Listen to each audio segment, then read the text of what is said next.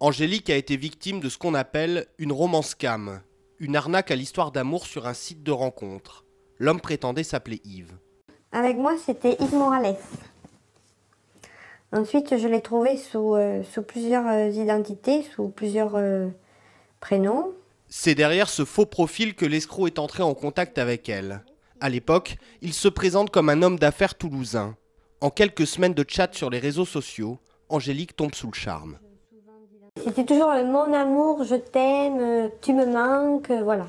Ça, c'était les grands discours, ça. C'est alors que le piège se referme. Yves prétend s'être fait détrousser lors d'un voyage d'affaires. Il va réussir à lui soutirer 20 000 euros. Pour comprendre, nous créons un faux compte sur un site de rencontre.